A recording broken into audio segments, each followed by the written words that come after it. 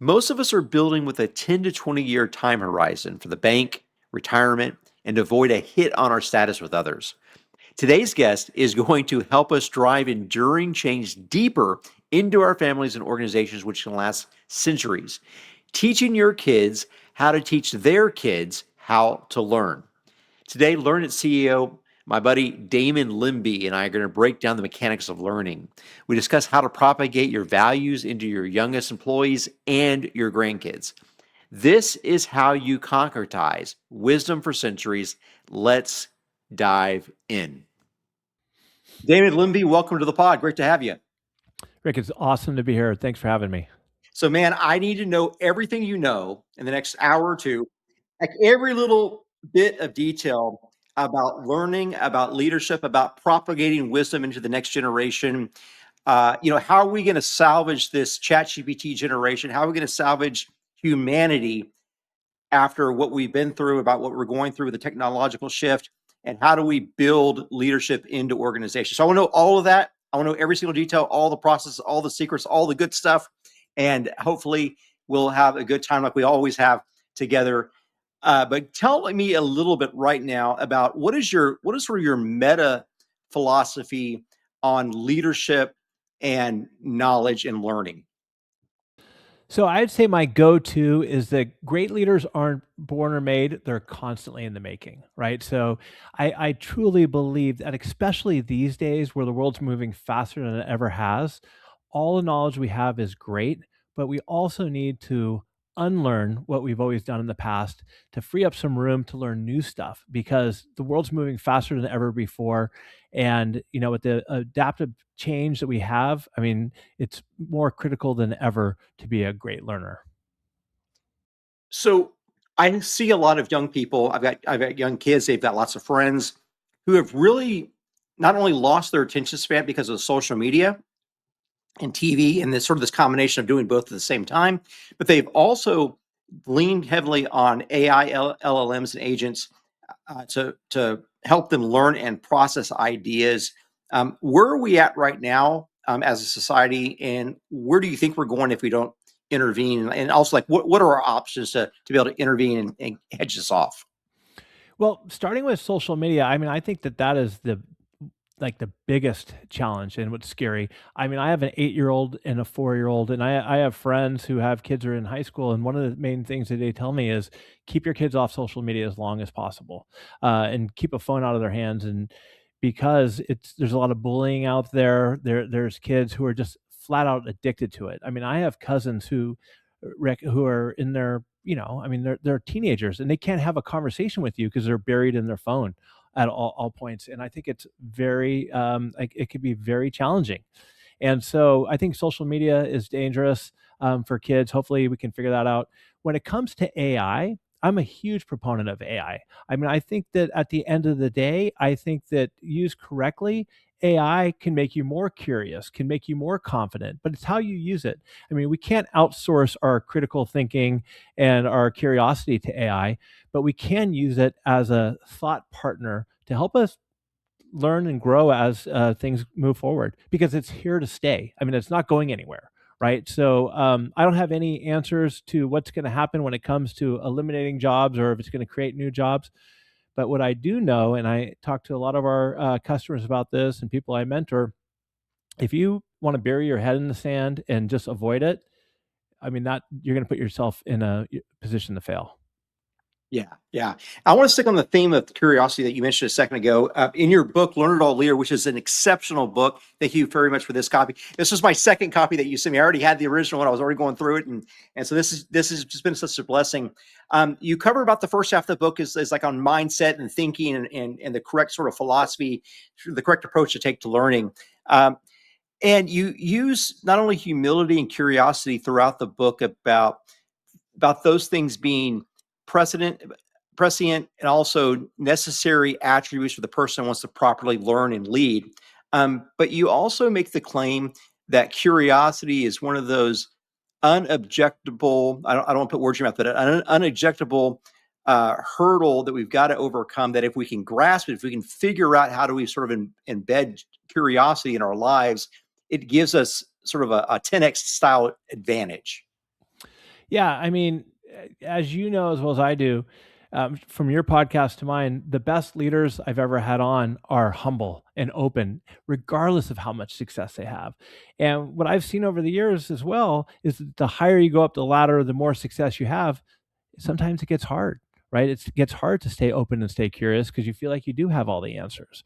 But you have to be open and staying curious. I think it not only just for yourself, but for the future generations to come.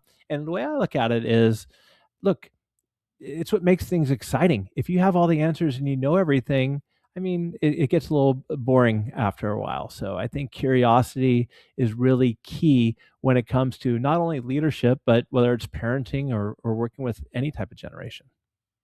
So, walk folks through your organization and what you do and sort of the numbers behind the last 30 years. You've had phenomenal success. Well, it's kind of funny if you look at it. I mean, I can't believe I've been at Learnit for 30 years. I was a baseball player. I always thought I would be a baseball player, and that came to an end. And I was fortunate to come from a family, a large real estate family, a father who was super curious. He's always trying and trying new things. He started this business. My baseball career ended. I went through a big identity crisis for a little bit. Started at the front desk, worked my way up, and essentially, what we are, Rick, is my company is called Learnit, and we're a live learning organization, B2B. And customers turn to us when they want to upskill their team. And typically, that is for individuals who are going from high performing individual performers to leadership roles for pretty much the first time. And as you know, I mean, that's a completely different skill set. You know, you're an individual salesperson or somebody, and you want to get after it and do all the work yourself. But as a leader, just like a coach in sports, you got to win through your team. And so that takes a different skills, whether it's empathy, critical thinking, whatever. So that's what leaders, that's what our customers turn to us for. Along the same lines, these days we work with a lot of organizations who maybe went through a merger or an acquisition, and that there's silos within the organization. We want to bring people together and help bring the break apart those silos by getting people together in the same room or virtually to learn different skills. And then finally, we're doing a ton of work with organizations around AI adoption. Now, we're not teaching people how to build agents and things like that. But what we say is AI is a tool, humans are the advantage. And so those are skills around critical thinking, decision making, empathy, how to ask better questions, and how do you leverage AI to amplify those skills. So that's really the work where we focus on. And there's been a lot of pivots over the years. We started off with mostly technical Microsoft Office, and we've evolved into this. And it's been a fun journey along the way. And you've really built a skill set, at least you personally, when I watch your various episodes, around emotional intelligence. Like that seems to be the big differentiator because everyone's smart these Mhm. days. When you get in the right rooms, everyone's smart. But the EI, the emotional quotient, the emotional intelligence, is that big differentiator. And it seems like you've done a great job with that. What is the importance of sort of understanding that as opposed to just the strict kind of knowledge worker? Well, I mean, I think that's one thing that I'm far from perfect, and I feel like I've gotten a lot better over the years of being more self-aware. I think that self-awareness is super important these days because, you know, I've worked with several leaders who or friends who are super successful, but they don't have the self-awareness to understand where they fall short or where it's really something where they need to improve. And I think that being able to look in the mirror and reflect and say, hey, you know what? Maybe there are things I can change and get better at is key. So self-awareness, you know, just having that empathy again that I mentioned, and being able to connect and look at things from other people's perspective, especially if you're leading a team. You know, getting to know your team members, because I'm a big believer, and I had a didn't lear it took me a long time to learn this, that not everybody wants to be led the same way. You know, how you have a conversation with one person on your team is much different than somebody else. I mean, a perfect example was that I would love to, you know, somebody that did really well, I'd like to, you know, share it with the whole company all the time and put people on in front of the group and say, "Hey, this person did this, this, and this." Well, I didn't realize that, you know, for some people that they're introverts and maybe that they're uncomfortable with that. So in some people on your team, you can have very direct, tough conversations with. Ex-athlete, I was so used to that. Where others, you need to take a different approach to them, and all of that has to do with emotional intelligence. And I really believe that even though AI will augment that, that's one of the things that we have as humans that it's not going to be able to replace. I don't believe, at least in our lifetime. What would you say would be some of the habits that you see in high performing leaders? Like, what do you see as sort of a case study, whether it be programmatic in how they handle their schedule, or mannerisms, or emotional intelligence? Like, what are some of the core traits that you see there?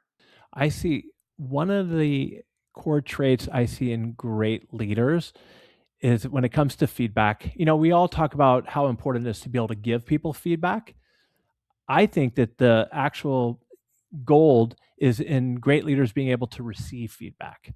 And so, for instance, if somebody 15 years ago would come to me and say, "Hey, Damon, I think that your idea is not going to work because this is not," my initial reaction, Rick, was to be like, "This person's wrong. Cut them off. They don't know what they're talking about." Now, when you do that, first and foremost, people aren't going to come to you with ideas anymore, right? They're gonna say like, "Why am I going to come to this guy? He's just going to bite my head off." When you're open to feedback and you're able to receive feedback, it's like fuel for learning. I mean, it's great opportunities for you to learn and grow, and you don't have all the answers, right? And it also creates a culture where people are more open. And, if it starts at the top, because I always believe great leaders, another trait is they model the behavior they want. It's one thing to say something, it's another thing to actually say it and do it. Right. So if you say, "I want to have open feedback culture," and then you aren't open to feedback and it's a yes man culture and it's like whatever I do goes, then that's going to permeate throughout the organization. But if you're open to feedback, then your team will give each other feedback, and that's where all these ideas bubble up. And I think so many great ideas come from the type of culture where people have that psychological safety, which isn't soft, by the way. I mean, where people have the psychological safety where they can come to you and they can give you feedback and they can share ideas, because your ideas aren't always the best. And I think that it's hard to go at it alone. So I would say being able to receive feedback is a key trait. Being a great listener, which is tough for a lot of us high performers, right? I mean, because you want to just jump in and solve, but sitting back and listening, all generations, but especially the younger generations, Rick, they want to have somebody, they want to have leaders who connect with them, who can really hear what you're saying. So, for instance, I try to make it a habit. If I'm doing a one-on-one with somebody, um, I don't just jump right into, let's get down to your sales numbers. Let's get down to whatever projects you're working on. You see, it's like, how are you doing? What's going on with you? Outside of work, and just listening to them, right? And building that connection. And then at the end of that conversation, instead of just ending it, say, "Is there anything else that you would like to discuss today?" Give them the opportunity to speak and to be heard. And you don't have to implement everything that they say, but you know, great leaders know how to connect with people. They know how to give and receive feedback. I also, like we talked about, they model the behavior of learning. Now, learning, it doesn't mean you're just going from one book to the next, to podcast to the next. I like to say, a guy named Dave Katz told me this: learning without doing is treason. Oh, Um, wow. because learning is, it's passive and it could be easy, right? You could read your book, read my book, watch podcast, but where the real impact comes in is if you participate, if you put it into action. And I find, and there's nothing wrong with academia, but I feel like the great leaders have the real world experience because they try things. They have the courage to try things and learn. And so if you're constantly going from this framework to the next, but you're not doing anything with it, you're wasting your time. Wow, that's so good. That's so good. The idea of feedback iterations has always interested me, because I've always tried to get, maybe once a week iterations on my feedback, thinking I can improve. And then I hear about people like Elon that are perhaps meeting with 100 to 150 engineers every single day in 5-minute increments on different companies. he picks the toughest problem, the most critical bottleneck out of all of them, and stays up all night trying to fix it with them. But he's hearing so many different perspectives, not only the company, probably also some other derivative form of his own management, because they're probably dealing with managers he's managed. And I think about that and think we could probably do better. There's probably more improvement to be had, not only in hearing, to be willing to hear it, which a lot of us just do, just take feedback as a token courtesy of the weekly or biweekly meeting, but we could probably be more intentional about receiving that criticism in faster iterations so that we can improve faster and excel. And that other person, it would also be a benefit for them if I was to be able to become a better leader and a better person at a faster rate for them. Yeah, absolutely. And you want to know the fastest way to get feedback these days? I mean, most of what we do is recorded one way or the other, right? I mean, like our conversation today, it's up on, you put it up on YouTube or whatever. A lot of the sales calls I do are recorded on Gong or a Fathom, and I even use a thing called Plod for in-person conversations that, you always ask people if you could record them. But when it comes to feedback, I immediately, like on my podcast, when I get done, I immediately throw it into Claude. I got these GPTs built, and it gives me immediate feedback, what I did well, what I could improve upon, areas that I missed.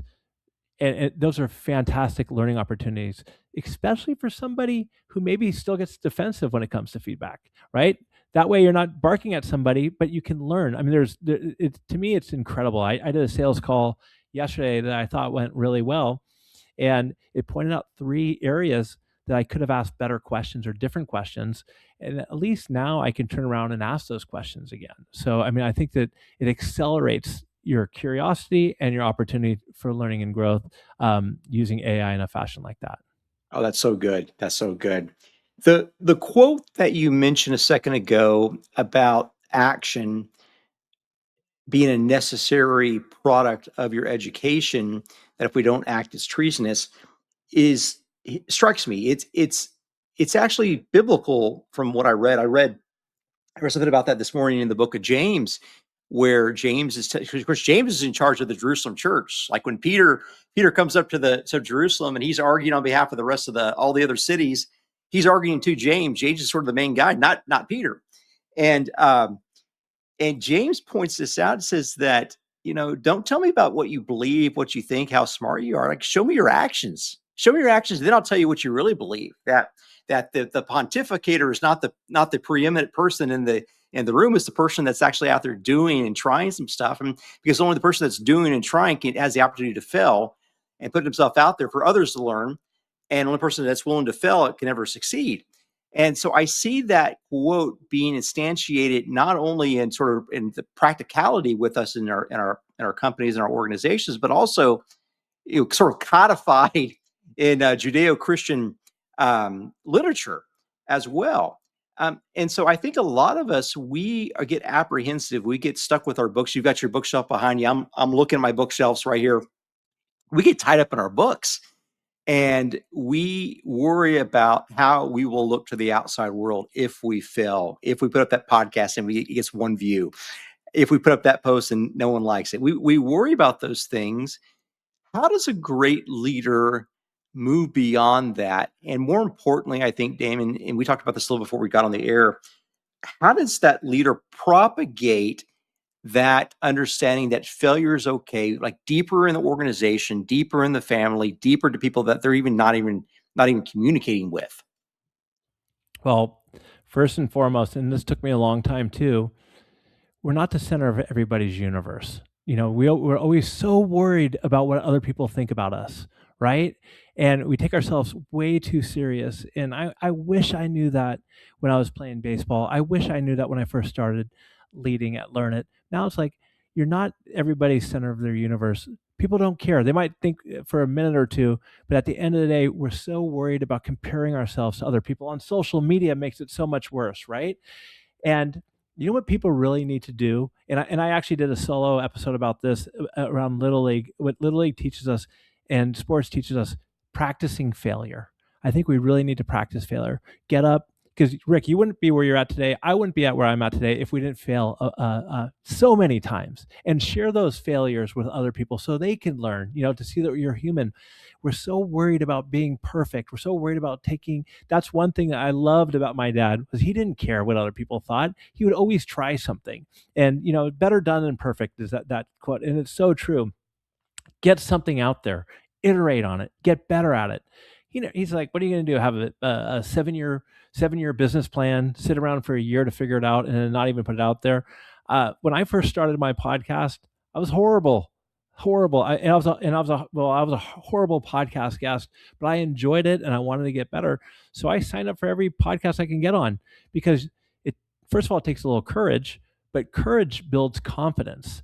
And confidence comes through that failure and getting past it. Like, it's no big deal. Now, nobody loves failure, but I always think about, look, if there's something that I really want to accomplish and I'm got a little bit of, I'm scared or I'm afraid of something, that just tells me that's that much more important. So go out there and try it, and lead by example. Again, I'll just refer to my kids again. My daughter, last year, she was going to be in this like little bicycle race fundraiser, and she's like, "Daddy, I don't know if I want to do it, because what if I don't win? What if I don't do well?" And I'm like, "Honey, I don't care how you do. I just want you to go out there and give it your best. Have fun, give it your best. Effort over outcomes is the way I look at it, right? I mean, don't get me wrong, we want to win, right? At the end of the day, but the only way you're going to win is if you get out of your comfort zone and try something and learn and get better.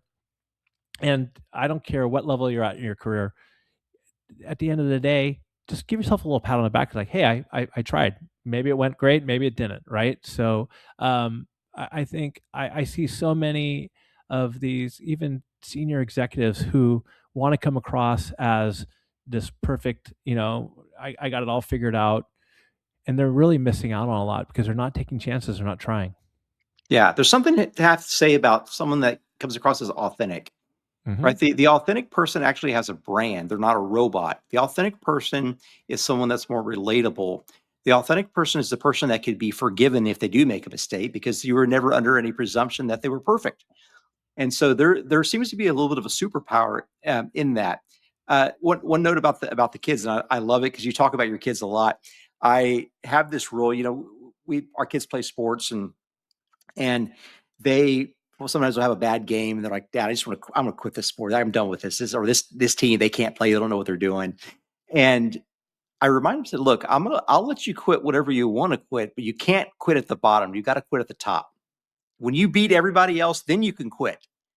But we don't quit things out of discouragement. We don't quit things because it's too tough. We don't quit things because we're not in the mood to do it, or people aren't doing what we want them to do. No, we're going to build a team. We're going to cobble together the competency to take this team to the next level, or take yourself to the next level through your skills and through practice. And at the top, then you can option out of it." And I think that sometimes we get discouraged, whether it be about the bicycle race or the lacrosse game or the things that we try, and we give up a little bit too soon. I think that is probably, I suspect you can boil everything down to two things. Number one, you gave up too soon, or number two, you stuck with it a little bit too long. And so I would imagine the glue between those two is probably some form of wisdom. I think that's really interesting, and I agree. I think sometimes we give up too soon, or we sunken cost fallacy. We stick with it too long, right? Yeah. And there's also a book that I love called Range by David Epstein. Okay. And one of the things that I see, and we staying on the sports front with kids, is this whole specialization in sports. Like, people will come to me and say, "I want my kid to be a Major League Baseball player, just like you, whatever, college baseball player, and I'm going to have them play travel ball year round." And that's all they do is play it, whether or not the kid likes it or doesn't like it. I'm a big believer in being a generalist. Play a bunch of different sports, try a bunch of different things out. And I never thought about it, only quit when you get to the top. My thing is, you're not going to quit in the middle of the season. I'll tell you that right now. That is just, don't even bring that up. Yes. But bust your ass, give it your best. And at the end of the season, if this isn't really for you, then pick a different sport to play. Yeah. preferably a team sport, but I mean, it could be anything, but then you can move on. But I also want you playing a lot of different things. I want you to do music and do all this stuff, right? Don't specialize too soon and stay with something too long either, right? So see it out through the season and move on. But one of the things I was thinking about this when you're bringing this up, about a month ago, I was a friend of mine.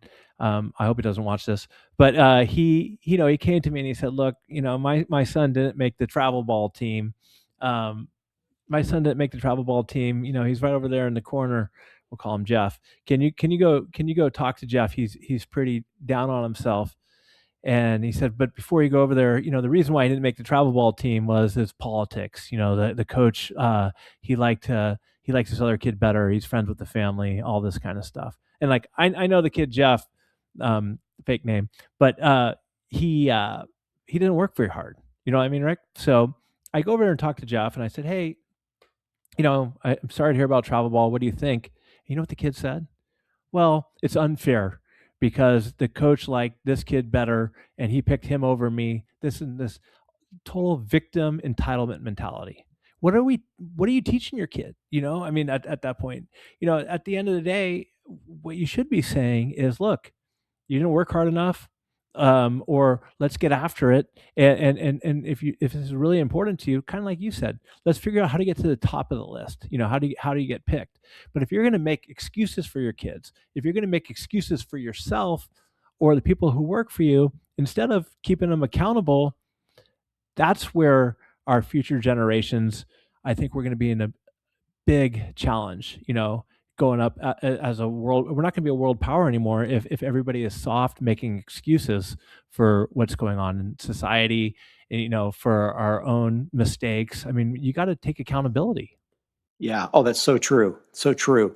Yeah, I've heard Bill Gurley's on his book tour right now. Exact same talking, which is actually talking about the Epstein book as well. And the idea that we're not taking enough responsibility and we shirk responsibility at every turn, um, that seems to be maybe the primary epidemic in our country. At least it is among young men. And so bursting out of that seems to be a challenge. Now, what I've found also, I've done a little bit of research on this, seems that it's easier to take someone from outside of the family and sort of interject them in for the father figure as sort of a bridge to be able to reach the next generation, to sort of dislocate them out of that crevice that they find themselves wedged in. Uh, the idea that we can help our kids and help our grandkids through this disjointed period where responsibility is looked on as a curse.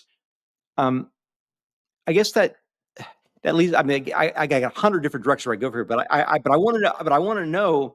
Again, it's going to sound like a various theme from another question. But I mean, like, how do we teach people to teach people? How do we help people learn so that then they can pass on that knowledge or pass on that wisdom? I think the first step you got to do is you got to live by example, right? I mean, you have. I mean, I think it's hard to teach somebody, again, if you're um, just like you mentioned that Bible verse. If you're just the person who just talks a good game but doesn't do anything, so lead by example. Roll up your sleeves, admit when you make mistakes, share your learning lessons, that what you've done, and then also build other people up. Right? Help people see the greatness that they have inside of them. A lot of people don't see that, right? And so I think that is the first step to start teaching other people. But you also have to keep people accountable, right? Um, One of the things I see some parents do, but I see this all the time when it comes to leaders. A lot of leaders want to be liked. They want their people to like them, right? And they want to be nice. Um, well, there's a big difference between being nice and being kind. Um, to me, being kind, and this goes back to teaching people as well, is like if you have people on your team, like, and you see that they're struggling, and you're thinking to yourself, well, I hope that person just figures it out. I mean, they're going to just figure it out. Where you need to interject and have a conversation with them to teach them, you know, you're doing them a disservice if you're not having that conversation. And why aren't you having that conversation? A lot of times you're not having that conversation because you're protecting your own comfort zone, right? So you have to get out of your own comfort zone and teach them have a conversation with them because you owe it to them. And so I think that that is one of the things that, going back to, how do you teach people to teach people? It's like you're doing yourself, if you're truly a servant leader or whatever it is you want to call it, you want to put people first, you're, by protecting your own comfort zone and not doing difficult things, you're really hurting that other individual. You're potentially, they're going to be out of a job, right? Because if they don't perform, they're going to be out of a job. So I mean, that's something I always remind myself, where it's like, I'll see somebody on my team and maybe they even have another manager or two before, I'm the boss, and they have somebody else in between. I'll even ask that manager, hey, do you mind if I have a conversation with this person? Right? Because you think it might hurt their feelings, but at the end of the day, I feel like a lot of times people will thank you for that, and they'll ask you for advice. And that's where a lot of this learning and teaching comes in. So what level of our competency, of our emotional intelligence, of our ethos as leaders, like what percentage of that is predicated on our ability to discover the things that we could never discover our own, sort of the logs in our eyes, the unknown, nuances and ticks that we've got, the things that we miscalculate logically all the time. Like, where are our blind spots when it comes to this? And because that's been sort of a reoccurring theme over the last few minutes, is that there's things that we're not aware of, that if we can go and ask for feedback, we can get that iteration there. But is there any way that we can dislodge these blind spots or deal with these blind spots? Is there any way we can do that without others? Yeah, absolutely. I mean, you have to, and you have to, again, get out there and try things, right? Because it's tough to replace experience.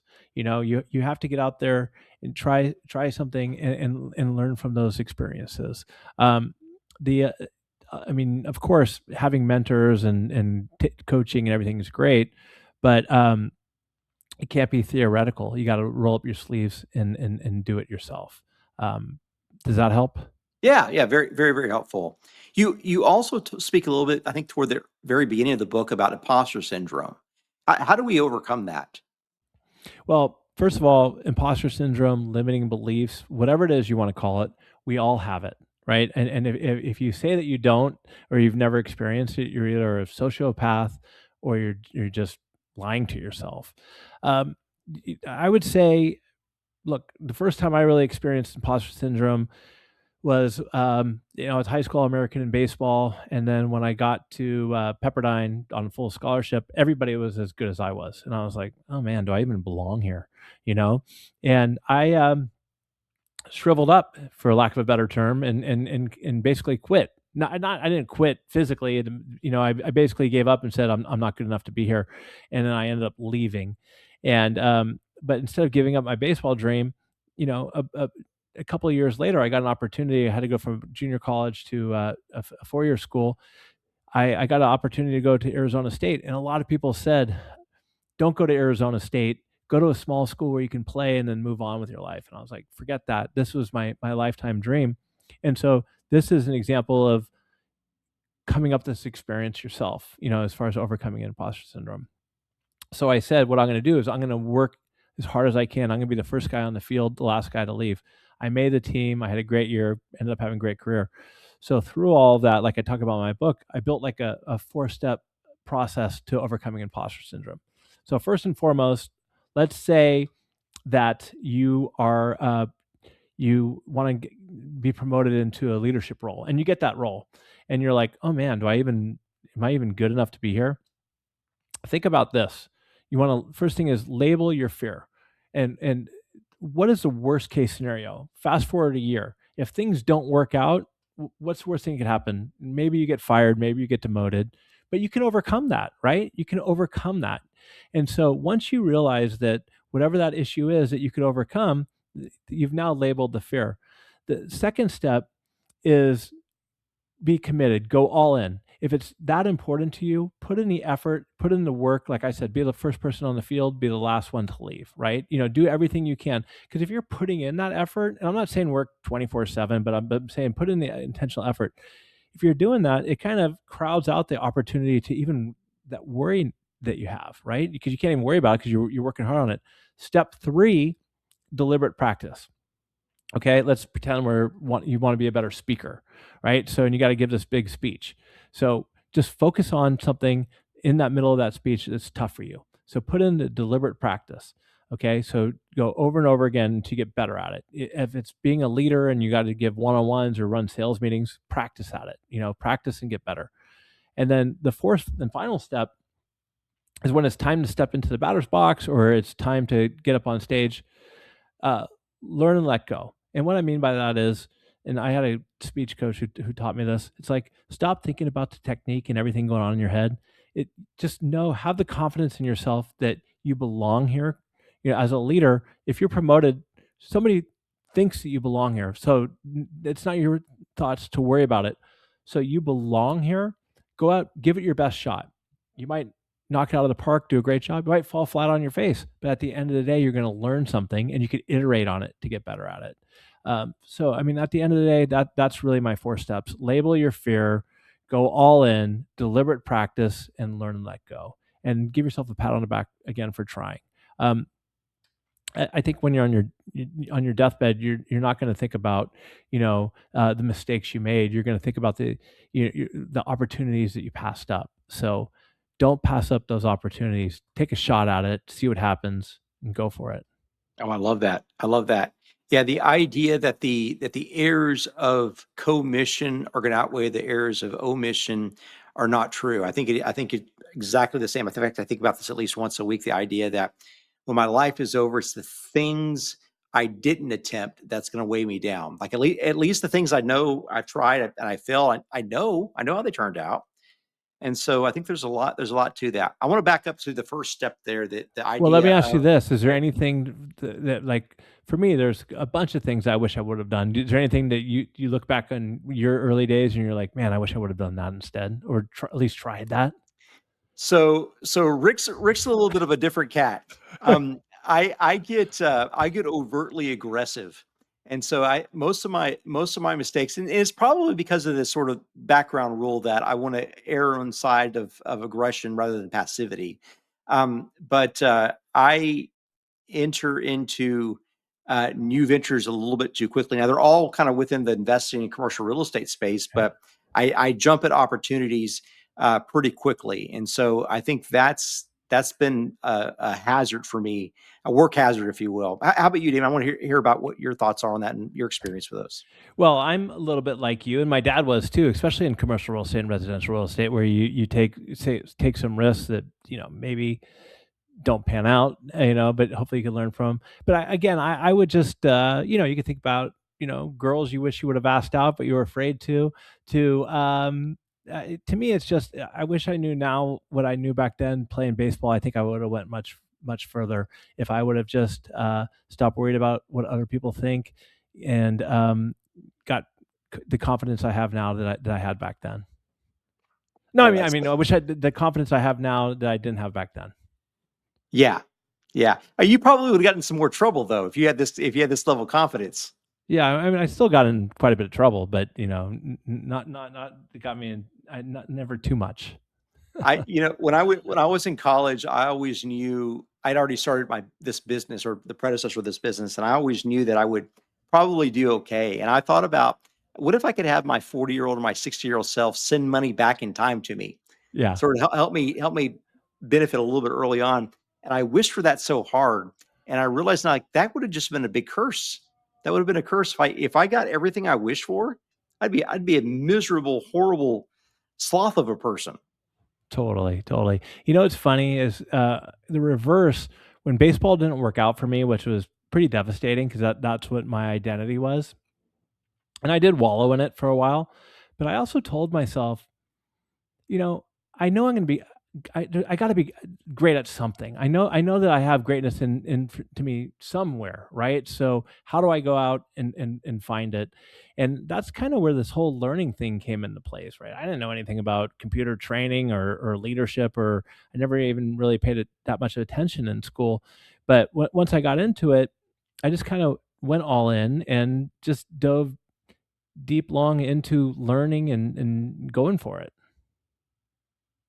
It may be that you are in the only endless occupation, that no one can ever buy enough learning. No one can ever learn enough. No one can ever or should never be as cocky enough to think that they don't need to learn. Like there's generally more unexplored territory. There's more unknown than known. And it seems that philosophically, but also from sort of like strategically from a business standpoint, that this is a great industry to be a part of. And I think that may be part why you had such success is that you picked the right place, and obviously it's a passion as well. Would you go back and tell the story of why you left baseball? Like what specifically happened there? The people that aren't aware. Well, what happened was when out of high school, I turned down playing for the Braves minor leagues to go to college at Pepperdine. Like I mentioned, I went through the imposter syndrome. I was a high school All-American before that. Got to Arizona State, had a great career at Arizona State, and I was waiting to be drafted, and I didn't get drafted. I was supposed to go between the 8th and 12th round, and I remember it like it was yesterday. I was sitting in a hotel room in Nebraska during the College World Series. I hit a home run the day before. My roommate got picked by the Giants in the first round, and 10 other guys on our team got drafted, and my call never came, and it was really difficult. Now, I could have went on and played independent baseball or whatever, and if I went back in time, I probably would have done that. But I said that was it. That was enough. Huge fight with my dad over it, and I just decided to move past it. So it's one of those things that I kind of regret. I kind of regret not taking the opportunity out of high school to go play in the minor leagues if I had to do anything different.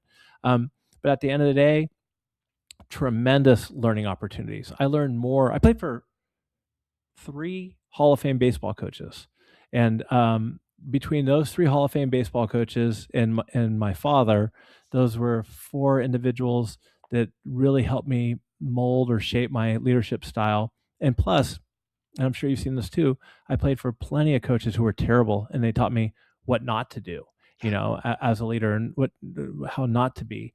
And so I kind of weaved all those together, and that's helped me get to where I am now. And obviously, I made so many mistakes along the way: over expansion, not listening, having too big of an ego, all that kind of stuff that kind of brings you humility after a while. But I guess at the end of the day, I wouldn't trade any of that experience for where I'm at now. Yeah, yeah. I've done a lot of that. The overexpansion thing, yes. The inability to humble myself, yes. The inability to sort of give up and think that you gave up at the wrong time, check. But there's also this. I think you talked about this idea about the toxic coach paradigm. The idea that someone talks about leadership and when they're asked about the details of this, it you kind of ask, like, is that the way that I lead? Is that like, do you, like, as you're out there and you consume a lot of leadership material, um, do you see yourself reflected, like when you're watching John Maxwell or you're watching some of the greats, Brian Tracy, people like that? Do you see um, your tendencies, your proclivities reflected in the greats there, or do you see yourself as sort of an avant-garde type of structuralist or strategist in your specific area of leadership and learning? Well, I would say, first of all, I think I'm one of those guys where I don't think I'm great. You know what I mean? I mean, I think that there's always a lot more room to grow. I think I'm good, right? And always striving to get better. And I'll answer your question in a second. But one of those reasons why I'm always striving to get better is I think there's good to have a sense of paranoia about yourself, if that's the right way to say it, right? Because I feel like, so I got Learnit, I got about 50, 60 employees. We do well, but there's, whether it's AI or some disruption down the road, I feel like it's my responsibility for the 50, 60 people who rely on Learnit to pay their mortgage, to pay their kids to go through school, right? So you always want to be top of your game for that. And as far as my leadership style, I mean, I don't think you want to reinvent the wheel. I don't necessarily want to copycat anybody, John Maxwell, Brian Tracy. I take the parts that I think work well for me and try to put those together and kind of create your own style as well. I guess my style would be, I feel like I'm a pretty humble leader who's not really afraid to make mistakes, okay with being vulnerable, but also when it comes to being vulnerable, that doesn't mean being soft. I think it's a fine line between being vulnerable and being weak. So nobody wants to report or put their family's well-being on a weak leader. So and a leader who's pretty good at reflecting back on what worked and what didn't work, and also have enough confidence to make tough decisions. I think I've made a lot of tough decisions over the years, and most of them have turned out well, and some of them haven't. So when you look at those decisions, do you have a process or maybe a point throughout the year where you're reflecting on how you thought things were going to go and how they actually turned out? Yeah, that's a great question. I keep a decision journal, not on everything, right? But on big decisions, whether we're going to acquire a company, whether I should hire this person as a COO, whether we should do this, whatever it is. And I write down at the beginning, um, uh, and I found it on Farnham Street, by the way. Knowledge Project, Shane Parrish has a form of decision journal.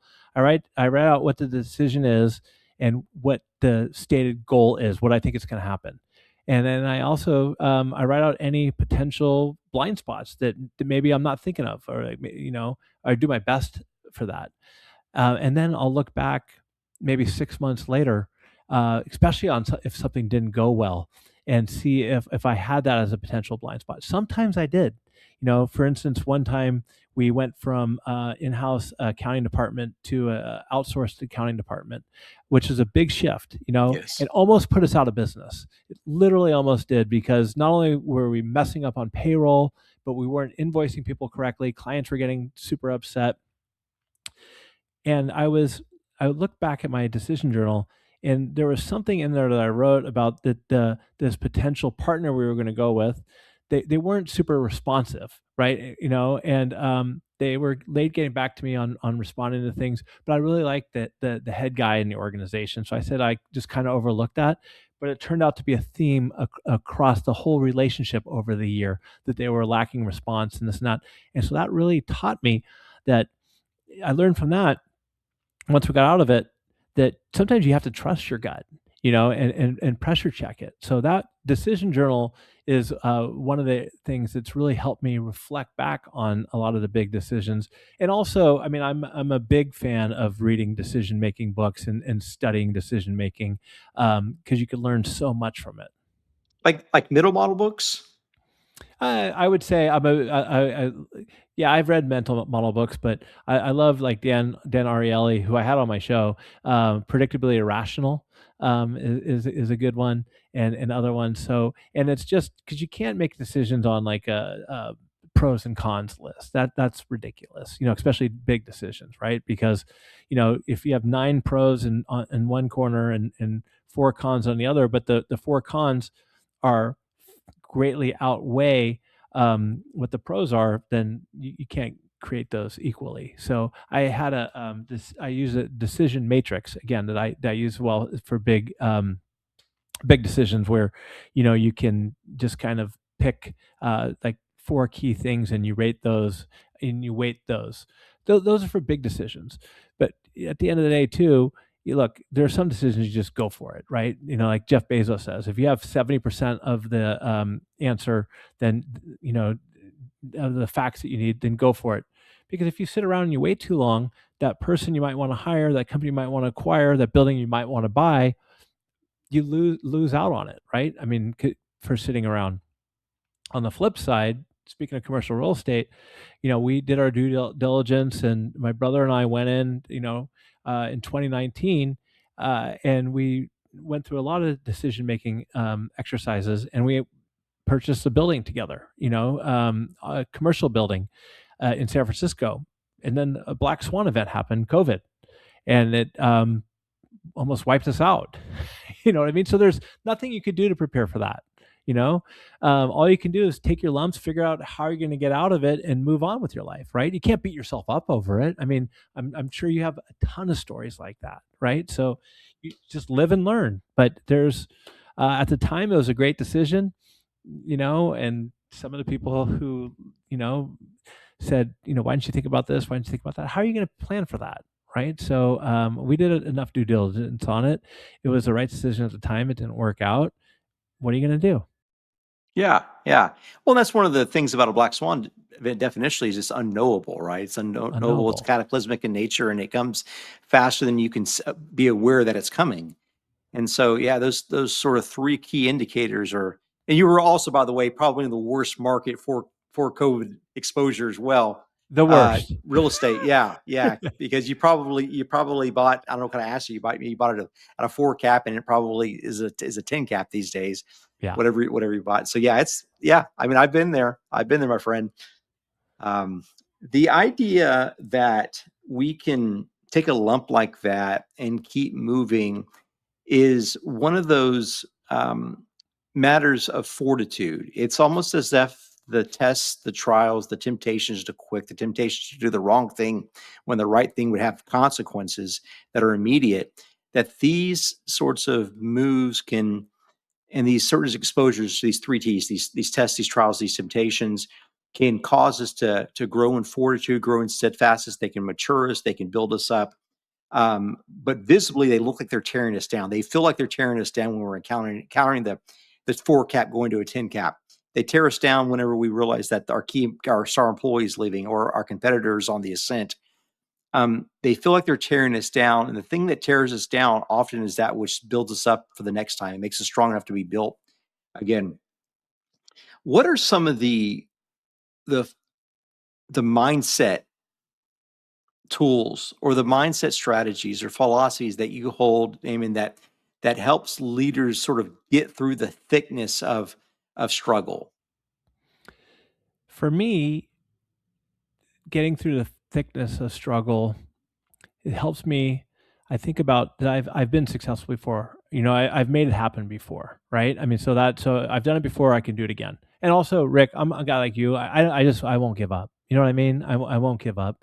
And the other thing is, I think great leaders know how to work within their constraints. I think that you're going to have constraints, and you turn those to your advantage. One of my favorite books of all time is "Obstacle is the Way," Ryan Holiday. And a lot of weak leaders, again, they'll look to make excuses like, "Oh, this is COVID's happening, so this won't work," right? And one of my favorite stories I talk about in my book is that when COVID happened, things were really tough at Learnit. I mean, because at the time we did mostly in-person training. And so nobody was doing in-person training, especially for soft skills, emotional intelligence, communications. People, how are you going to learn that way? And so working within constraints, I thought to myself, okay, a lot of people are losing jobs right now, especially, and it's hard to find great salespeople. So I thought about what industries are people struggling in? Okay, event planning, ticket sales, and whatnot. So instead, the mindset I took was this could be a great opportunity for acquiring businesses, which we did. One of our competitors was going out of business. We picked them up for very cheap. And 2, hired 5 salespeople. My wife's like, "You're nuts. How are you you don't even know if you're gonna be in business in 6 months. You're nuts." I'm like, "This is perfect opportunity." And I talk about my book. She thinks it's cheesy, but I'm like, "That's like Rocky." Okay, then Damon, if you think it, just do it, and so we did. So we hired 5 sales reps who were star reps that were selling event planning, ticket sales, whatever, because they were on the market because nobody was going to a Utah Jazz game or Miami Dolphins, where I hired 2 of these guys. And so I think that that's one of the mindsets that great leaders look at during hard times is how do you turn these struggles into your advantage, instead of just going down the path of doomsday. So I mean, I think you got to be resilient. I think you got to have the confidence that you could pull yourself through. I think you got to work within constraints. And then, Rick, the other one I think is really important, at least for me, is you don't have to go at it alone. I mean, reach out to your network, reach out to your friends. I'm really fortunate.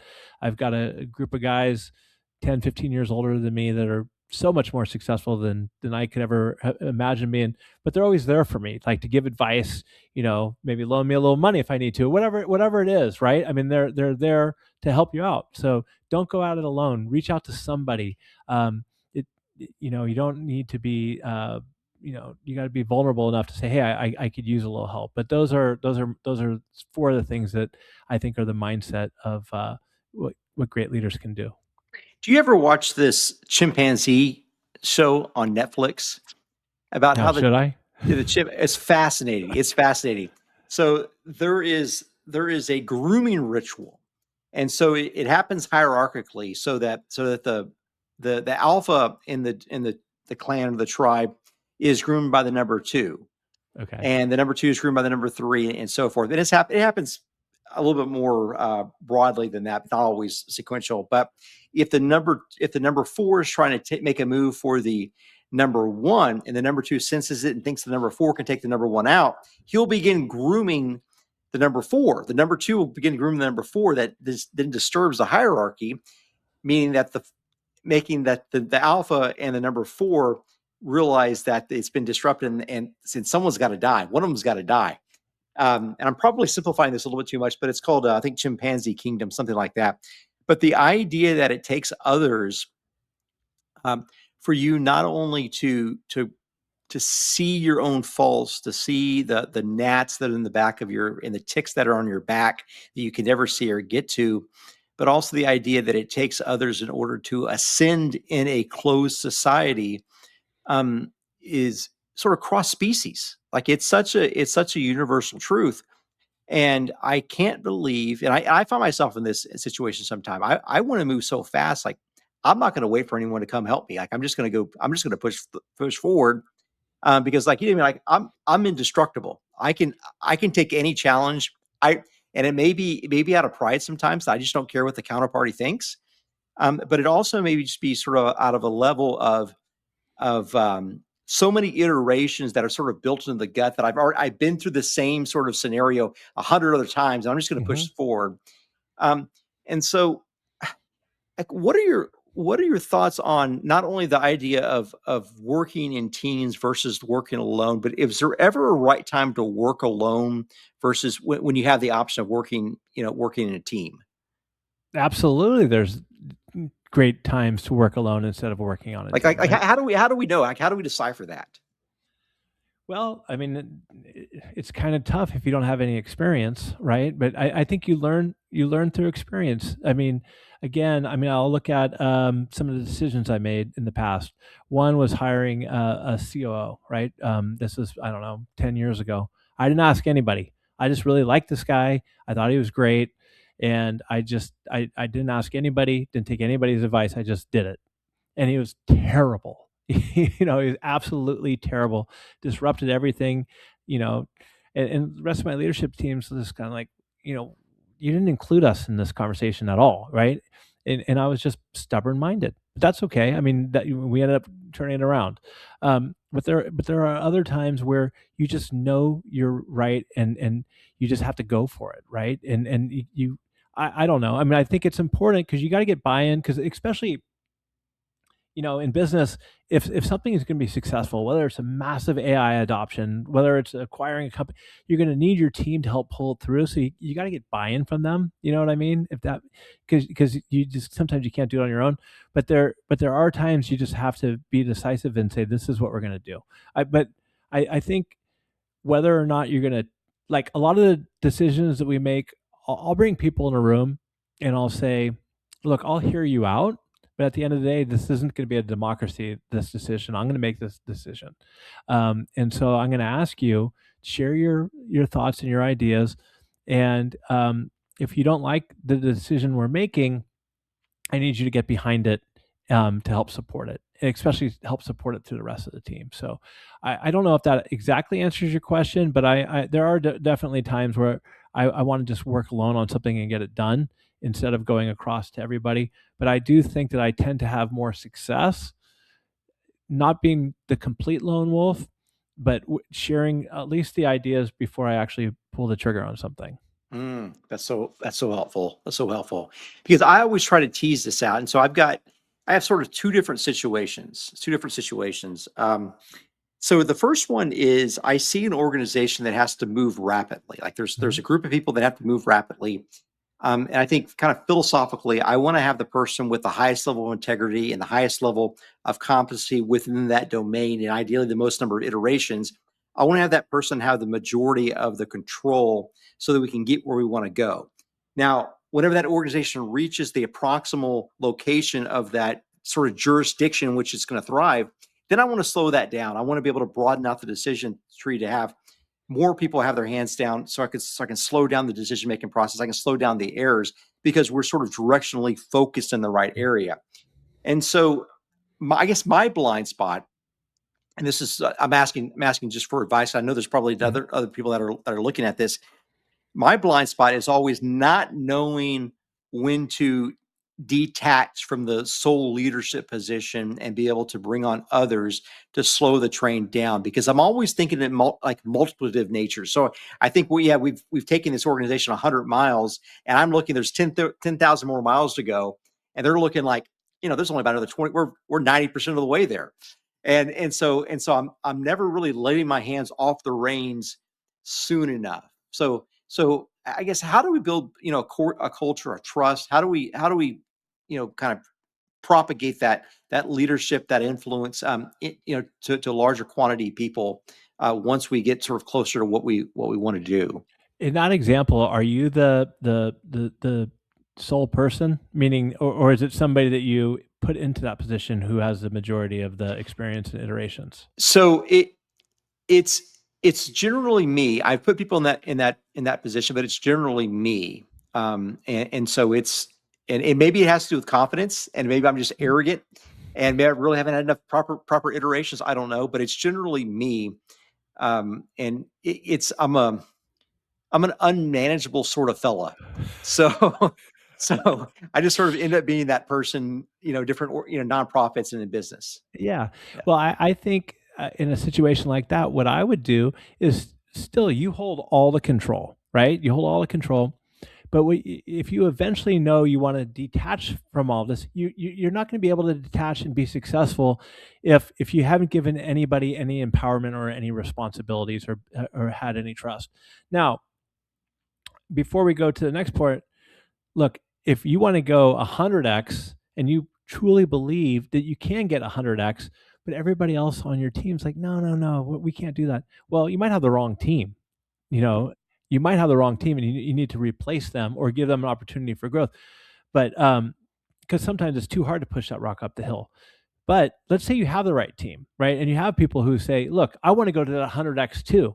Have those moonshot goals, right? Have those moonshot goals that you believe in, and maybe if these people aren't even skilled enough to get there, that's fine, but they have to believe that can happen, right? Um, Now, earlier on for you, before you try to detach yourself, start feeding them some delegation opportunities. It might be just little things, right? Because what might seem like a little thing to you, Rick, could be massive for them. And frame it as a development opportunity. This is a growth opportunity. So they can start building that trust. They can start building that confidence and then give them more and more, right? More and more. So then you could eventually step out and they've had some confidence and they've had some experience getting some wins under their belt, right? Hopefully that helps, right? Because it's hard to just go from being in charge of everything, doing everything, and then all of a sudden drop them in a cold bath where it's just freezing cold and they got to just jump in and figure it out, right? So feed them some small wins, let them develop, gives you an opportunity to see if they can start taking over some of this, and then give them the autonomy to do it. I've always I've always been the kind of leader where at first I was probably much too involved, right? In everything. Because I grew up in a family with a grandfather from World War II who said, if you're not working 15 hours a day, your week, right? And he worked 15 hours a day, 7 days a week, and he couldn't stop. Nobody could stop him, Rick.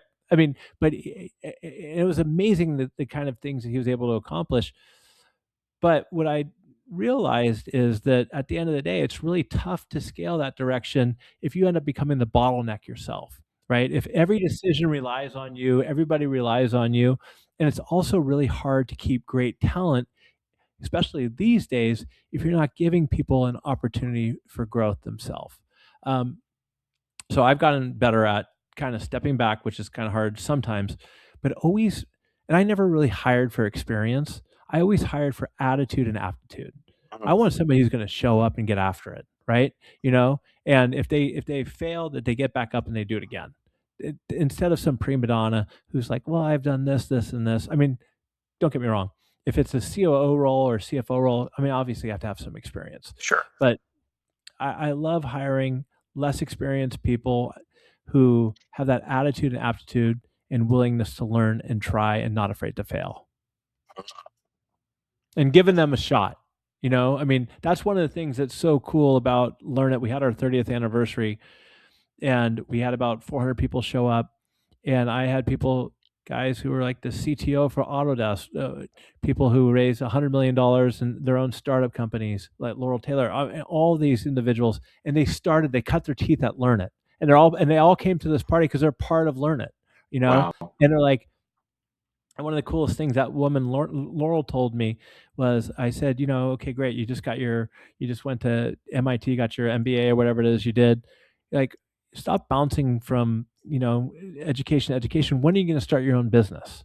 And this is after she worked for me, and she's like, you really think I could do it? I'm like, yeah, of course I can. You did it for me, and I just had a very small part of her success, but she's like, that gave me some of the confidence to go out and do my own thing now.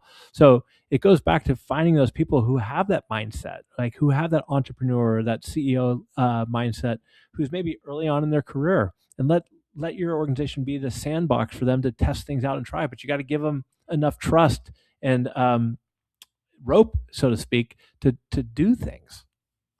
Do you think about layering your organization with terms of like proclivity? So for instance, I sometimes think about layering an organization where if you have sort of a super aggressive know-it-all that really doesn't even see his own blind spots at the lead, you want to have sort of operationally executors at the second level, but then maybe you want some more creatives below them.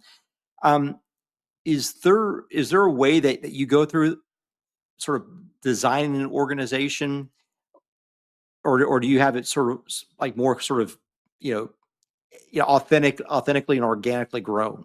Well, I think that, first of all, there's a big difference between being a leader and being a manager, and I think you have to have both. I think that a leader is probably people like me, and you have this grandiose vision, right? And just like, this is what I want to do, this is what we're going to get, and then you kind of need a manager is somebody who carries that vision out.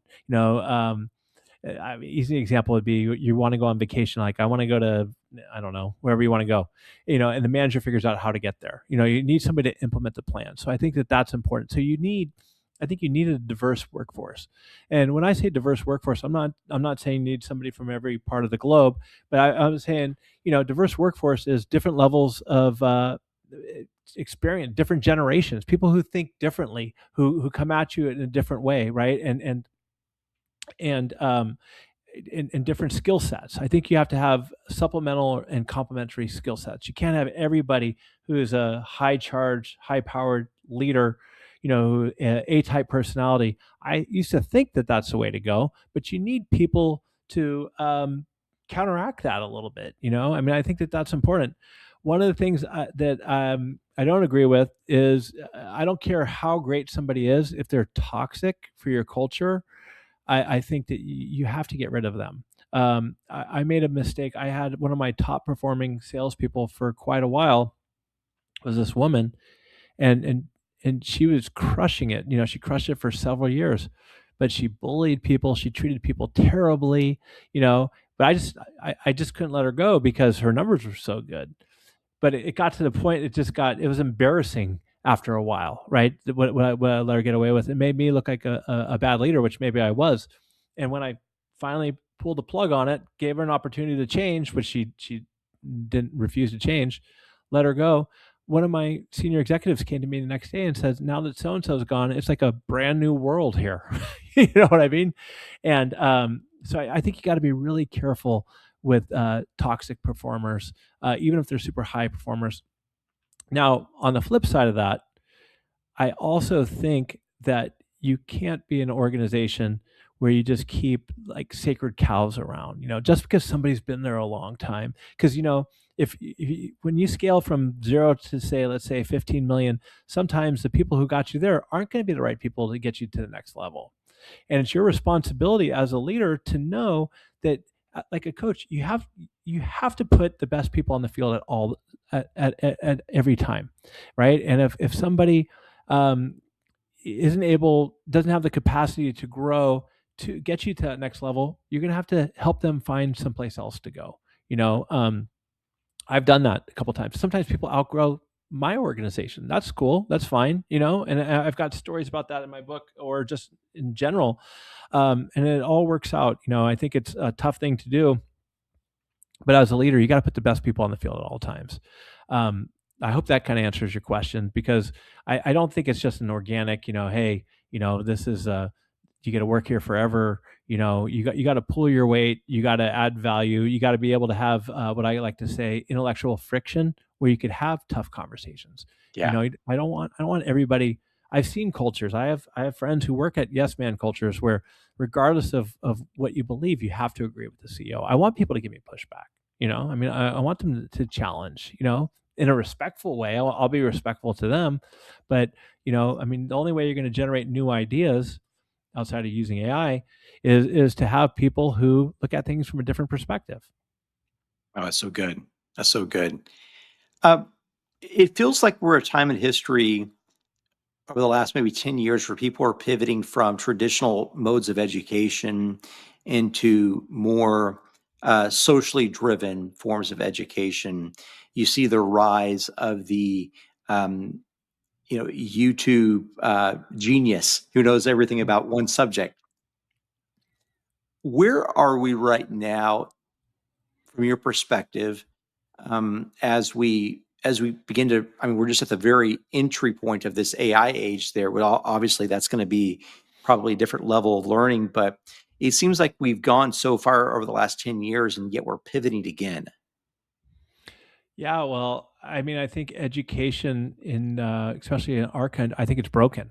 I think the school system needs to evolve and change. I think we focus a lot on memorization and getting an A on your test, and less on what's important, which is the process and the thinking and asking questions. I mean, I've had this conversation so many times where, as a kid, you ask all these questions and then it kind of gets beat out of you, as you get older, right? And as far as 4-year universities and everything, I think a lot of them are really struggling these days, because they need to evolve and adapt as well. And I don't know how beneficial a 4-year education is going to be for my kid in 15 years from now, unless colleges learn to adapt and change, right? I mean, I think that uh, continuous learning is so important, and you need to learn how to do more than just, you need to learn how to critically think. You know what I mean? And how to problem solve and how to be creative and working within constraints, and how to have learning agility. Because what you learn now is probably going to be obsolete in 6 months. And so I'm not going to say don't go to a 4-year school. I mean, there's value in that, especially around networking and stuff like that. But I also don't think it's a terrible idea for individuals who want to get into a trade, or be a nurse, be a plumber, whatever it is, electrician, and then roll up your sleeves and get into the workforce, because I think true learning happens in the real world, and I think that's so important. And as far as because a lot of people say, well, is Learnit going to still be around with YouTube and stuff like that? Sure, there's some good YouTubers out there, don't get me wrong, but at the end of the day, I mean, how do you even know that those people are right? A lot of times, right? Where you got to learn how to curate information, because there's an abundance of information out there. And so I feel like where Learnit adds value, and some of these trades schools add value, if we're not a trade school, but is we curate the information, we stay on the pulse of what's really going on. I mean, a lot of the fundamentals when it comes to leadership are the same, but things grow and adapt and change, and now more than ever.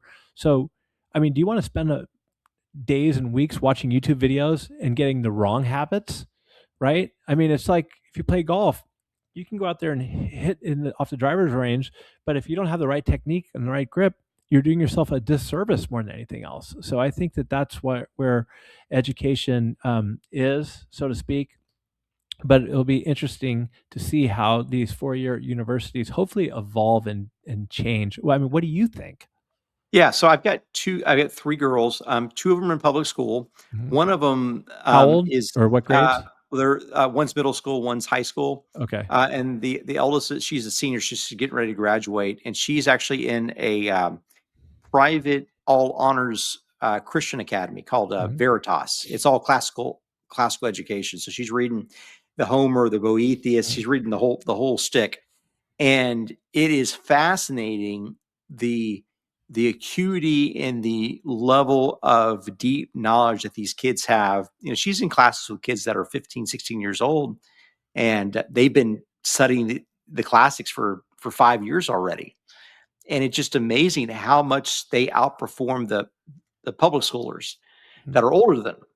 And so that tells me there's probably a future for hands-on remote training, like a lot of what you're doing as well, because it's not only curated, but it also is able to be consumed in an unfiltered form. So what I mean by that is, if I go to the library and I pick up a book that's been written over the last 10 years, like your book or my book, Mhm. I've got to read this and I got to judge for myself whether or not this is a fact or not. Mhm. Every single line. Like, I don't know if this is true. I don't know if this is true. Now, if I know Damon, I've worked with you and I trust you, then I can start reading this stuff with a little bit less of a screen, but I still have to have that screen. But if I go to the same library and I read straight out of the dictionary, I read straight, out of Webster's, or I read Boethius, I read Dante. I know that what I'm reading there's a little bit of fiction in there, but I know that the S is the base of its truth because it's been tested for 500 years or 1,000 years or 2,000 years. I know there's less of a screen that I have to overlay on it, and so there's less more sort of mental filtering RAM that I have to put in there, so I can learn kind of full throated, in a sense. And I think that's what we're missing with YouTube. That's probably what we're missing with public school as well, is just to sort of have a guide. Mhm. And whether they're remote or they're in person, if you've got a relationship there, it's easier to trust that person's relationship, um, in context with the actual source material. And I think that's going to be a new level, and this is where you're going to start to see this bifurcation. People that are, like YouTube only, podcast only, versus the Mhm. person that has a more curated view of what they should be learning and what they choose to source their knowledge in. Yeah, I also think, like we talked about before it came on air here, is that the next generation is also coming up with a lot of AI learning. So instead of having human conversations when it comes to learning, their first reaction is to go straight to ChatGPT or Claude or whatever, right? And there's some, there's content out there and that's helpful, but it's still you miss the facial expressions, you miss the how things are being taught, or how being experienced. I think that's important when it comes to learning. When it comes to learning from history, I mean, I think that that's fantastic. I don't necessarily go back that far, but I'm a huge like military war fan, right? So for reading about wars, and I think you just learn so much about that is so beneficial when it comes to like my wife's always like, why do you read so many books on wars? Because you learn from that, and there's so many great lessons around decision making, and so I think all of that is super helpful. Um, but I think overall, as far as education, I think it needs to continue to adjust. So I got your kid's book in the mail a few months ago, and I was delighted to see it. Why did you write a children's book? And number two, what was your approach to writing the book?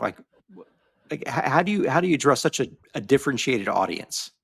Well, I think, I mean, to be honest, I mean, I have two little kids, right? And so they get to hear a lot about the learn it all leader all the time. And if there's anything that's going to be really important to me is I want to set them up. I want to help them be set up for success in the future, right? And what I tried to do is take my Learn It All Leader book and distill it into stories that kids can understand. Typically, I mean, well, my book's really for 5 to maybe 8 or 9 year olds, and I did it through a baseball story, and I put my kids in it, Wally and Lucy, and I wanted to make the story about what should resonate with kids is teamwork, not being a bully, being open to different ways of learning, and telling it in a story starting with them more than anything else that they could resonate. And what I love is hearing Lucy talk to Wally, who's the younger one, about here's what Daddy's talking about. Wally, is you got to listen to kids and be curious, and it's just hopefully it can make some kind of impact that way. But I just basically I took my book, thought about what are some of the stories around curiosity, teamwork, and doing the right thing. I mean, that's kind of like one of the things I say is do the right thing even when people aren't watching. And I just want my kids to be curious. I want them to be inclusive, you know, um, treating people well, and I want them to be competitive. And so I thought that, and I've gotten a really big kick out of going to their schools and some of the other local schools, just giving the books away and just reading the stories and asking the kids how they can relate to it. Or what do you think about this? What do you think about this character? What do you think about Noah? Who's the know-it-all in the book, right? And what he could do differently? And I mean, at the end of the day, Rick, if it helps even one kid one way, great. But it's kind of fun. Yeah, yeah. What a labor of love. It really is. Yeah. It really is. I want to pivot here in a second because we've talked about both your books. Obviously, you've got a very successful podcast. You're producing a lot of content through your leadership company. I want to first talk about sort of your overall philosophy of content creation, who your avatar is, what your schedule's like, how much content you're pushing out, and then after that, I want to talk to you about sort of the nuance of that. Yeah, so I mean, all this content stuff for me is relatively new, to be totally honest. For I've been only since 2022, or actually 2023, when my book came out. And again, going back to Imposter Syndrome, when I first wrote a book, a lot of people were saying I gotta give my wife a lot of credit. She's like, you got so many stories. You got to write a book about your family in San Francisco and real estate and all this kind of stuff. And then I started, and then it ended up just being more about my story and leadership. Learnit. And I was kind of afraid to put it out. I don't know what it felt like for you, but I was like, what if people think I'm an idiot? What if people, uh, laugh, or who's going to care? And so when I came out with my book, I actually quite a few people are like, "Hey, this is good." I mean, this is really helpful for people who are making career changes, or people who really want to get into leadership, whatever it is. And so the next thing I did, probably like you, is like if I'm going to do something, I just go all in. I hired 2 podcast brokers to get me on shows, right? Not Okay. 1, 2, and and so somebody who's always kind of behind the scenes. I mean, I always did a good job at company meetings, doing speeches and stuff like that, and going on client calls. But at the end of the day, I guess what I'm getting to is I started getting really inspired by people being interested in what I had to say, and adding value. And I think as a leader, especially as a founder, as a CEO, um, it's table stakes these days. You have to be out in front. You have to have a personal brand. And if I don't care what you say, you have to be out there, whether it's on Facebook, LinkedIn, Instagram, TikTok, whatever it is. You have to be out there sharing your story. And I do it in a way where I try not to boast. I just want to give back and add value. And so I just kind of got into going from 0 to 100, and got into not only being a guest on podcasts to somebody said, hey, you should have your own podcast. I'm like, I don't know if I want to do that. Then I did it, and I fell in love with it, got to meet you, and it's like getting a PhD in learning through a fire hose, and it's incredible the type of conversations and people you meet. And I just produce, I was putting out 3 episodes a week, but I had to cut that way back to focus on my work. you know, You really have to pay for the podcast. Yes. I had to pay for the Yeah. podcast, which is kind of funny because I don't even know if you know, we started a publishing company out of it.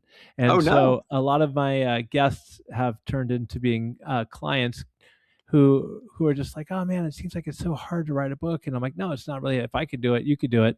And so a lot of our guests have now have books. We got about 9 on the Learnit Press, but it's all just to get their message out and what they do. And so that's been a fun experience for it. So it's really, I mean, I think this podcasting stuff and books, it's, I don't know, 20x my network. It's 20 what? 20x my network. I mean, it's like, your network. Okay.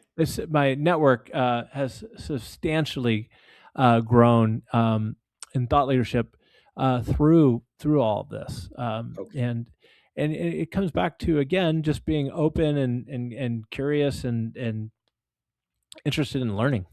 Yeah. Yeah.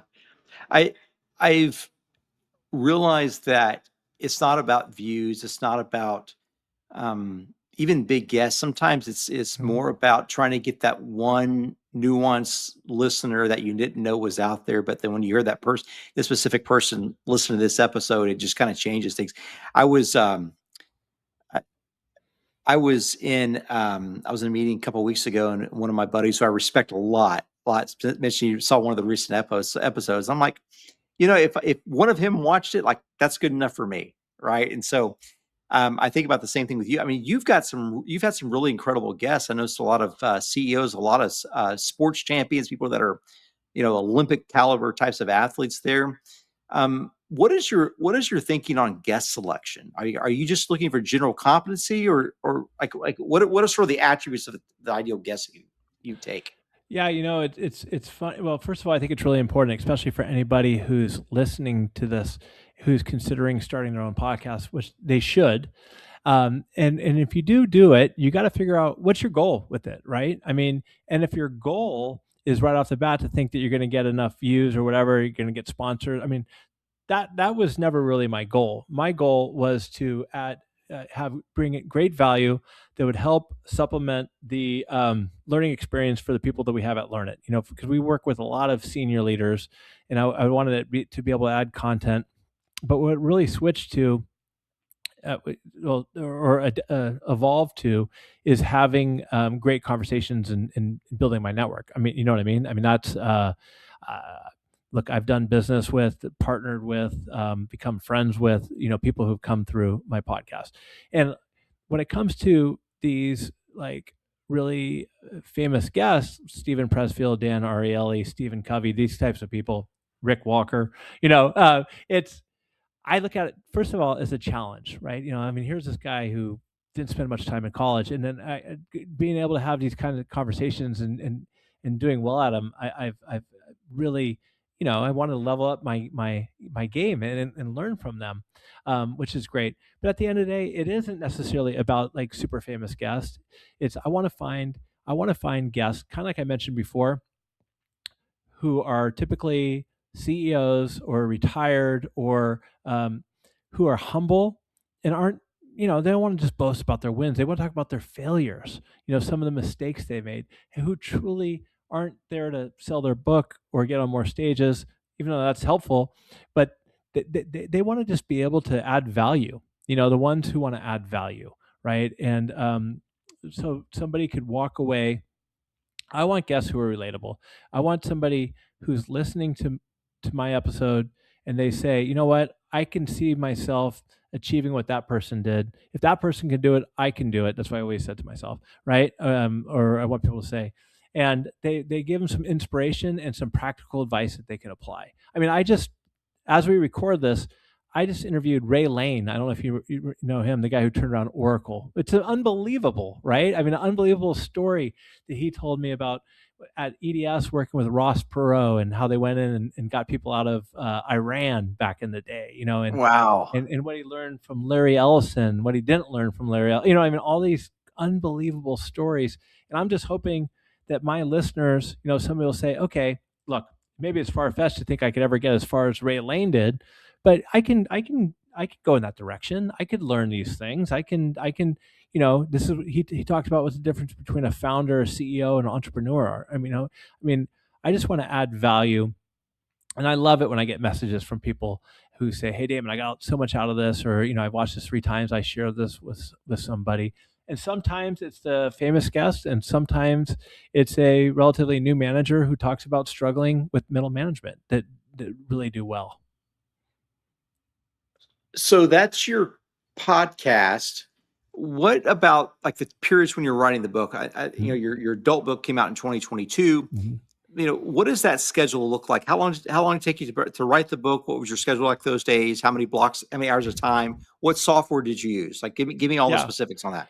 Well, the software I used is a book coach, so to speak. Her name's Skylar. She works for me now, right? And she's awesome. And it was a combination of interviews and writing together. And it took about close to a year. So I wouldn't say, I wouldn't call it a ghostwriting, even though there's nothing wrong with that. Because I think if you read my book, you'll see that. It sounds like you're having a conversation with me, and that's super, super important. And part of the process was, and remember, this was pretty much before AI. This was 2021, 2022. And but I started off reading Stephen King's book on writing, and I read Bird by Bird by, I can't remember her name, and I read Stephen Pressfield's War of Art, right?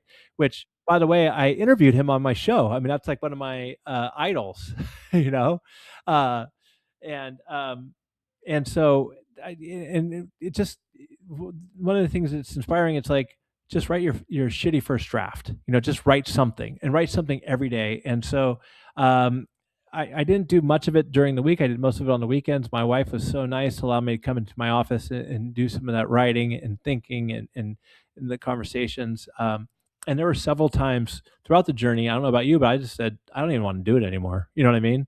I just got tired of it. I mean, I just kind of got tired of it.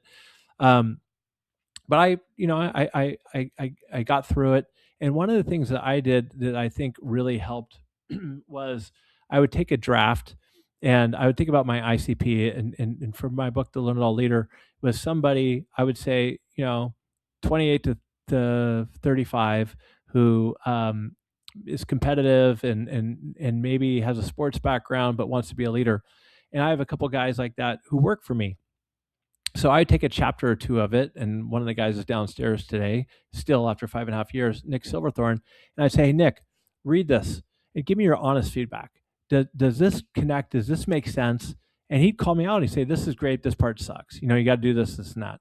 And so, getting some buy-in, and for people whose opinions that I really thought were important, to make sure that what I was saying connected. They weren't changing my point of view on anything. I just wanted to make sure that there was some practical advice and stuff that they get out of it. So getting the feedback along the way, I think, was a big part and helpful for the writing process. So yeah, I mean, that's pretty much how it was. Skylar was a tremendous help, and she's the one who is the book coach for our team now, and yeah, and then from there, turning it into a couple different keynote talks that, I have now what's called the 5 C's of the Learn It All Leader, which is an iteration of the book, the 5 C's, and just go out and do that along with the stuff we do at Learnit. Yeah, yeah. So Pressfield, I'm very impressed about Pressfield.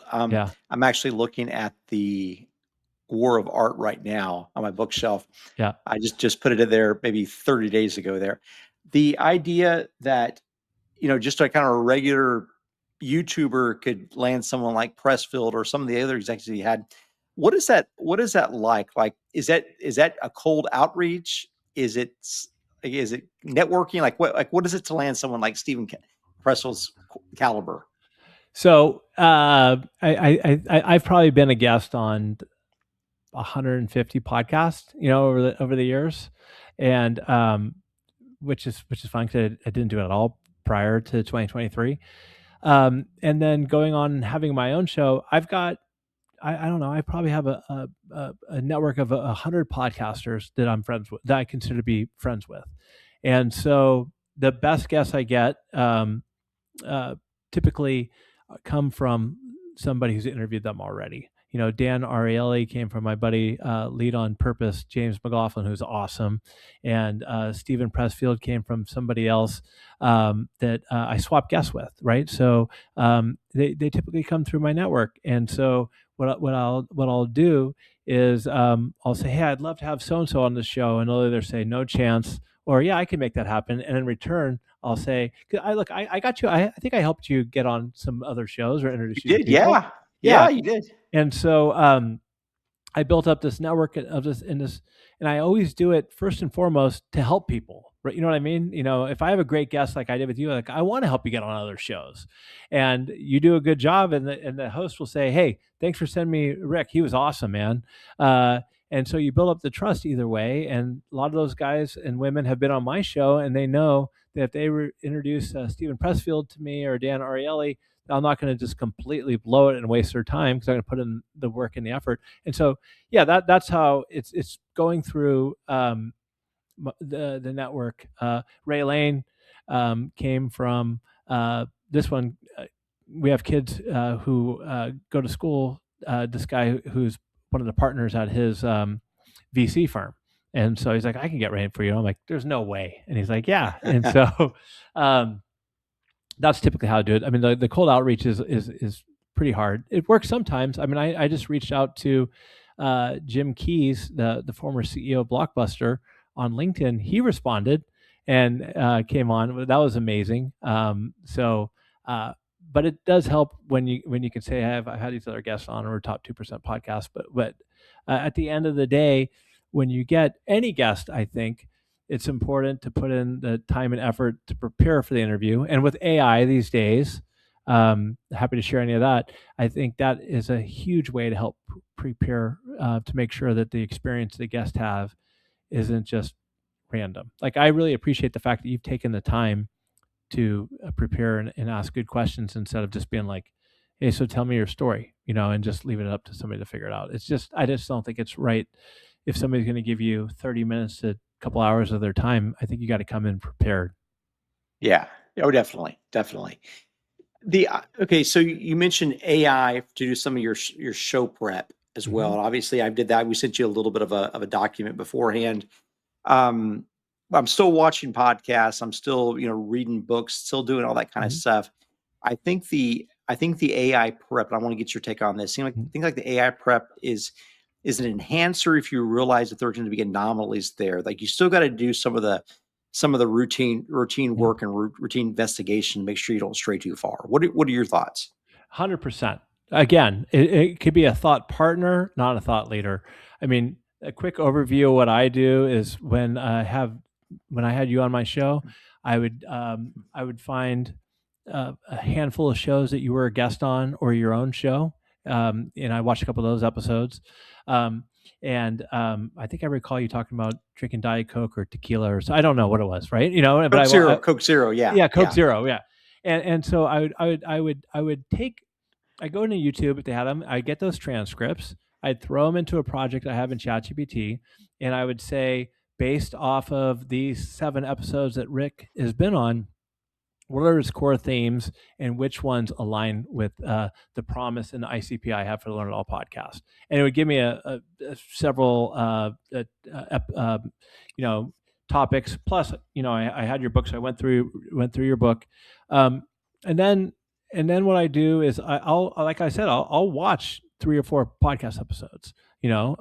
Maybe at a fast speed, take notes, throw those notes in there, and then at the end of the day, I have it help me generate a hook question and a sequence of flow.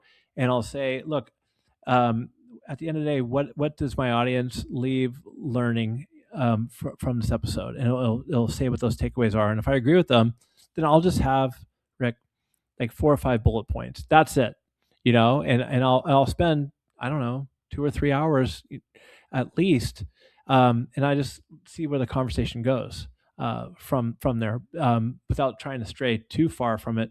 But no, I'm definitely not the like with you. I didn't have like 17 questions listed out. Not that there's anything wrong with it, but I want to make sure. I think it's really important that you stay in the conversation. You know what I mean? And then you get curious instead of just jumping from one question to the next. Um, so that is pretty much the approach I do. So again, AI is great at helping me with prompts, with organizing myself, as far as flow. But I definitely don't turn over the creativity or the critical thinking, or even a lot of the questions.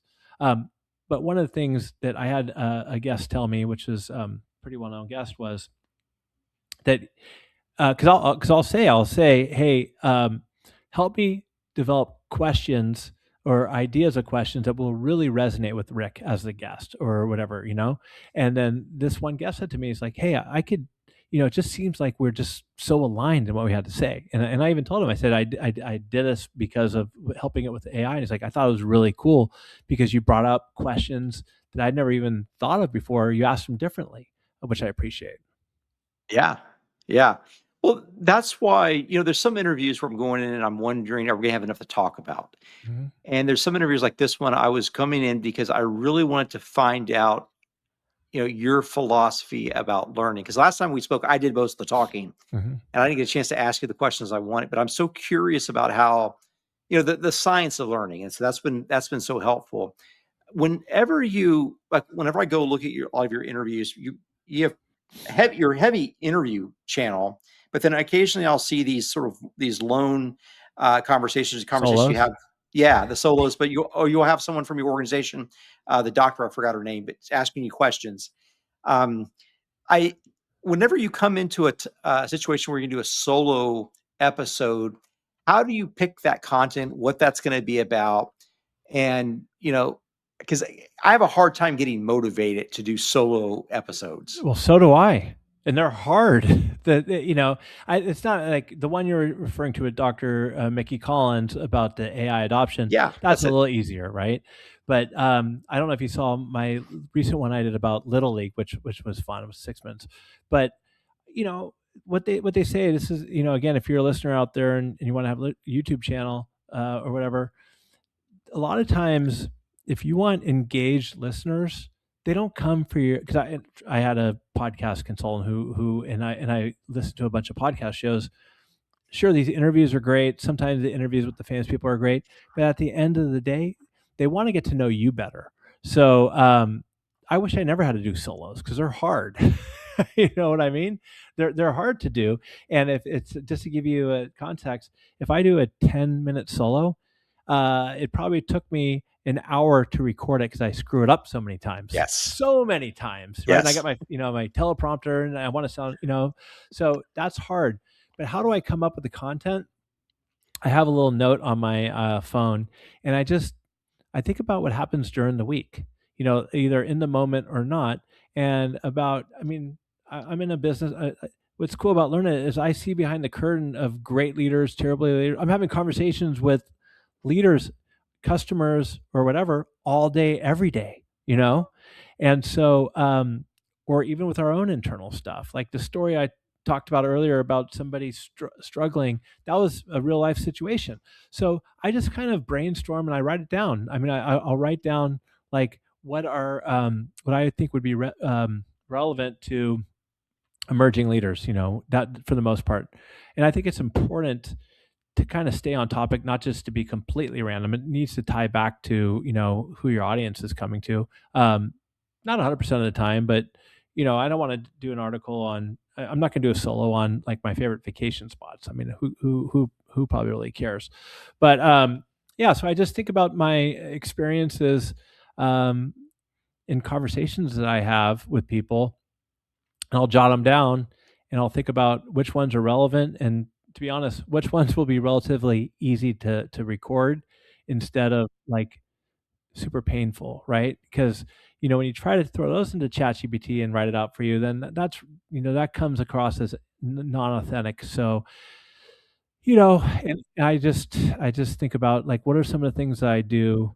What are some of the like I had one that was kind of funny where this talking about somebody who had a coaching conversation, but didn't realize that the conversation was being recorded, and he was saying terrible things about his boss and his team, and it went out on the company network, and just being smart with what you're doing. You know what I mean? So I just try to use some of the experiences I've had or that come up during the week, and now I've cut. I do maybe one a month because it's hard. It's It is hard. hard. It's very Yeah, hard. I used to do primarily solos. I you started did. just doing interviews, in-person interviews, and that got to Yeah, be expensive. yeah. Then I went primarily solos, and the solos just weren't Hey, viewed very much. I'm doing my first real in-person interview for my 300th episode with my famous baseball coach Andy Lopez. Um, that's it, but I've never really done. Are in-person interviews harder or easier than remote They're as a so host? much better. They're so much better, and people want to watch in person more than they want to watch Zoom Yeah, style. yeah. Yeah. So like if you go to my YouTube channel and you sort by views, Hmm. you'll see that the totality, not maybe 80% of the top 10 by views are all in-person interviews or in-person videos of some sort. Um, and so this is something interesting I did last week. I went into YouTube Studio and I exported all my analytics. Okay. And then I took off. We had a handful of outliers at the top, and we had like shorts, stuff like that. I eliminated all those. I told it to take out, advertising views. Just give me organics, and I imported that into Gemini because I'm assuming that Google's Gemini knows more about Google's YouTube than ChatGPT does. Hmm. And so I had it just sort of like analyze like what's happening here and like what sort of content should I be making. And so it basically told me just to axe the solos. Really? Yeah, and it had me take a bunch of videos down that weren't over a certain view count. So I took, I don't know, 20 or 30 videos down last week. And it it said like sort of the summary of the analysts. I did the deep think too. So I got the full report on it. The analysts, the I guess the summary of the analytics according to Gemini was that people want to watch two smart people talking for an extended period of time. And it said 2 hours is what it said, hour 45 to two Hmm. hours. I'm like, well, wow, that's pretty fantastic. And I enjoy because like at an hour, I'm barely warming up. Like Hmm. I'm like we're just starting to break down barriers. Yeah.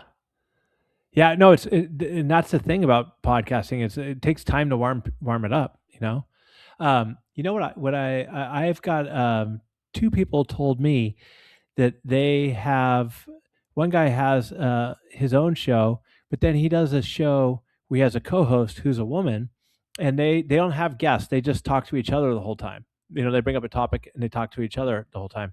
He says that show crushes it on YouTube. Wow.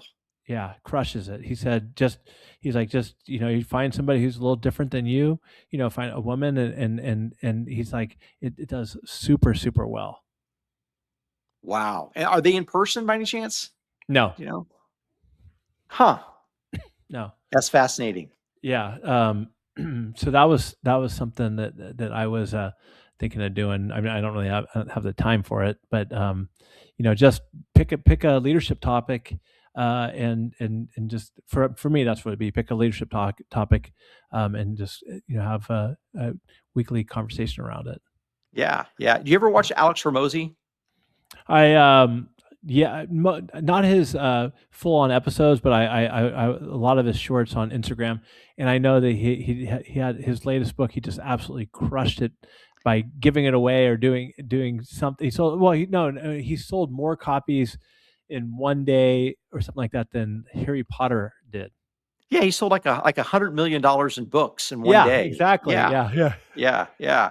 So, like, when you speak to a guy, when you listen to a guy like that long enough, if you listen to the long form or you listen to the live stuff, Mm-hmm. you realize the guy's actually a philosopher. Not and he creates these books, these $100 million release books. In fact, I got Mm-hmm. one sitting here Yeah, where it sort of looks like handwriting. Like it's just very informal. And he's wearing yeah, shorts, he's wearing tank tops, yeah. I've always weird well, he's muscles, good. everything. Yeah, And but he's so brilliant. He's so stinking yeah, brilliant, but he talks at a level that we can all understand. And I think That's key. That's Right. part of the beauty. That's part of the beauty. And so that's really, one thing that I've appreciated about your book, about your podcast, about our time together today, Damon, is that you've made everything accessible to all of us, that we can understand, we can pick up what you're putting down, and we can apply it, right? We don't have to process it. We can just apply it directly. And that's why I think, you've helped so many people. It's been so beneficial to people like me. And so I deeply appreciate your time. I deeply appreciate your expertise and your heart, your passion to love other people, to forgive other people, to help us become better leaders, better bosses, better employees, and better purveyors of the future. Because we had someone that shot straight with us. So I appreciate you, Damon. And thanks so much for coming on. Thanks for having me. I had a great time.